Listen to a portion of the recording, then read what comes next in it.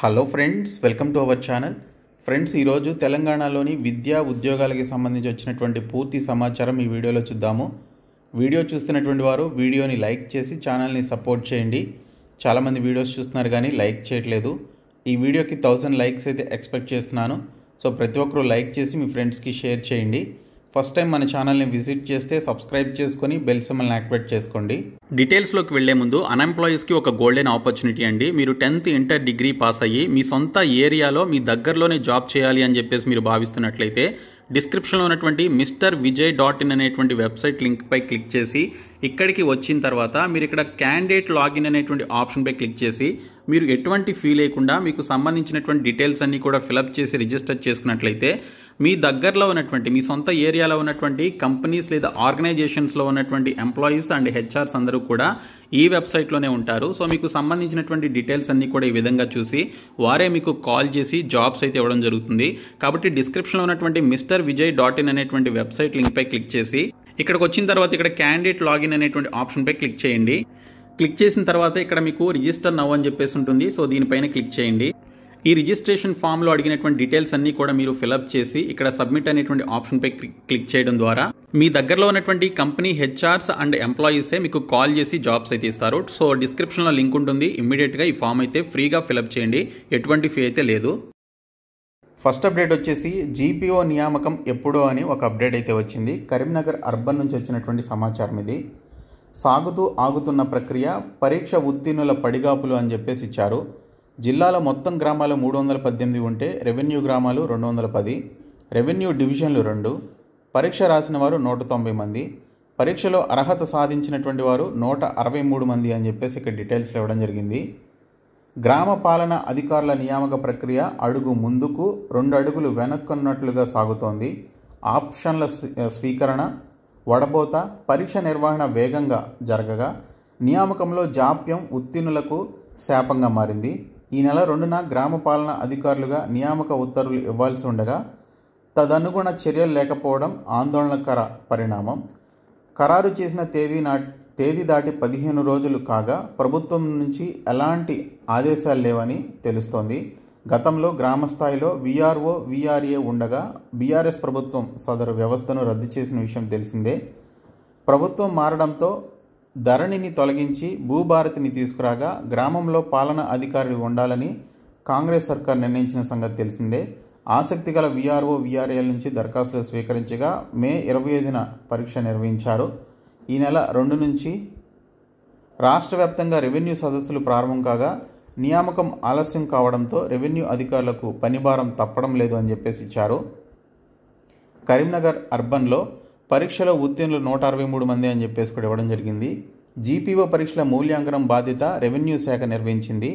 జిల్లా పరిధిలో 190 మంది అభ్యర్థులకు 163 మంది ఉత్తీర్ణులయ్యారని అధికారిక సమాచారం. జిల్లాలో 210 రెవెన్యూ గ్రామాలుండగా అర్హత సాధించినటువంటి వారిని మినహాయిస్తే మరో 47 మంది అవసరం. రెవెన్యూ వ్యవస్థ రద్దు వరకు జిల్లాలో 193 మంది వీఆర్ఓలు, 410 మంది వీఆర్ఏలు ఉన్నారు. ఈ నేపథ్యంలో నిరుద్యోగులకు పరీక్ష నిర్వహించే అవకాశం ఉందని తెలుస్తుండగా జాప్యం పలు ప్రశ్నలకు రేకెత్తిస్తోందని చెప్పేసి ఇక్కడ డీటెయిల్స్ అయితే ఇవ్వడం జరిగింది. సో ఇక్కడ వీరి యొక్క నియామకం పూర్తయితే వెంటనే నిరుద్యోగులకు సంబంధించి కొత్త నోటిఫికేషన్ రిలీజ్ చేయడానికి అవకాశాలు ఉంటాయి.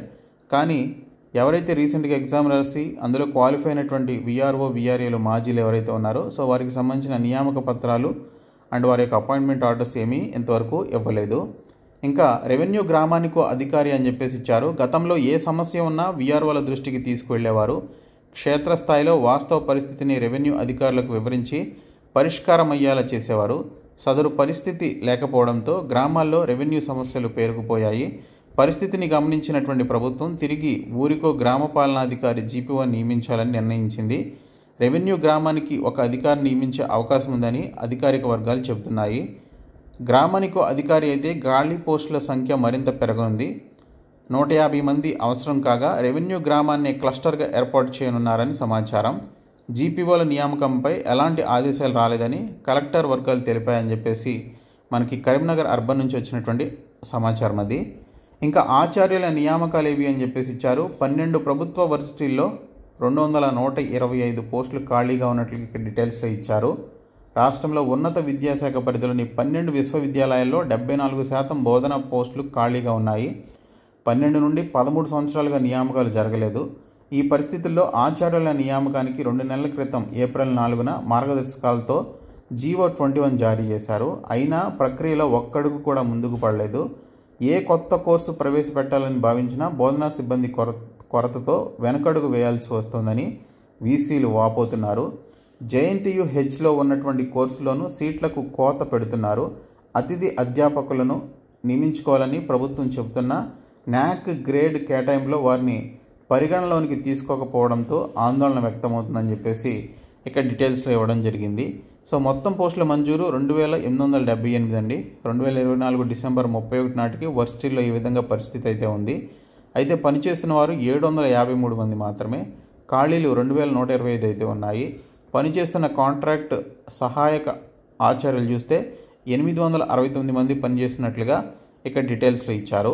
అండ్ ఇక్కడ పదవీ విరమణ వయస్సు లేవనేనా అని చెప్పేసి ఇవ్వడం జరిగింది.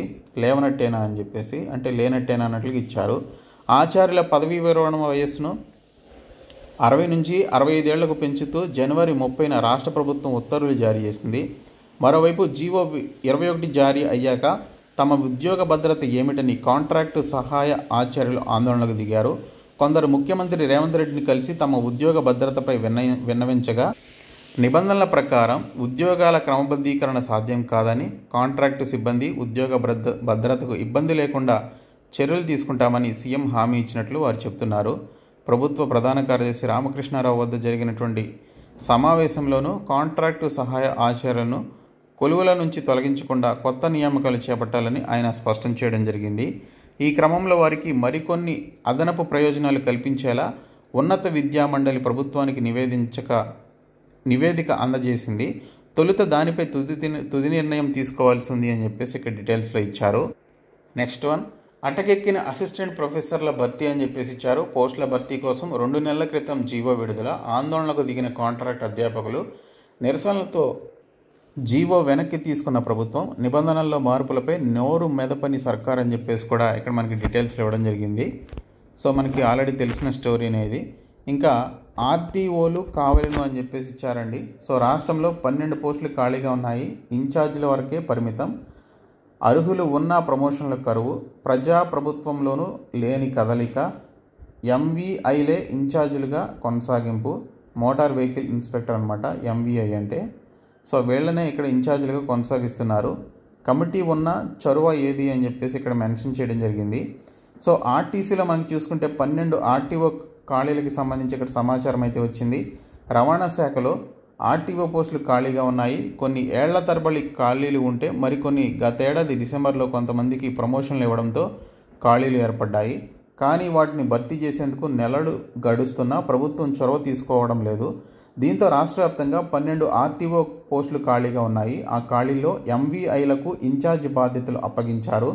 వారి పాలనలోనే రవాణా శాఖ కార్యాలయాలు నడుస్తున్నాయి. దీనివల్ల పనిచేసేటువంటి ఉద్యోగులపై అదనపు భారం పడుతుందని చెప్పేసి ఇవ్వడం జరిగింది. సో మరి వీటిని ఎప్పుడు భర్తీ చేస్తారనేది చూడాల్సి ఉంది. ఇంకా combined graduate level examination SSC సీజీఎల్కి సంబంధించి 14,582 పోస్టులతో మనకి నోటిఫికేషన్ అయితే విడుదలైంది. ఎనీ డిగ్రీ క్వాలిఫికేషన్ ఉన్నటువంటి వారు జూలై 4th అప్లికేషన్స్ అయితే పెట్టుకోవాలి. ఆల్రెడీ మనకి అప్లికేషన్ ప్రాసెస్ స్టార్ట్ అయింది. పోస్టల్ అసిస్టెంట్తో పాటు assistant section officer, income tax inspector, preventive officer, examiner, ఇలాగా చాలా రకాల పోస్టులు అయితే ఉంటాయి. 37 రకాల డిపార్ట్మెంట్లో మనకి పోస్టులు అయితే ఉన్నాయి.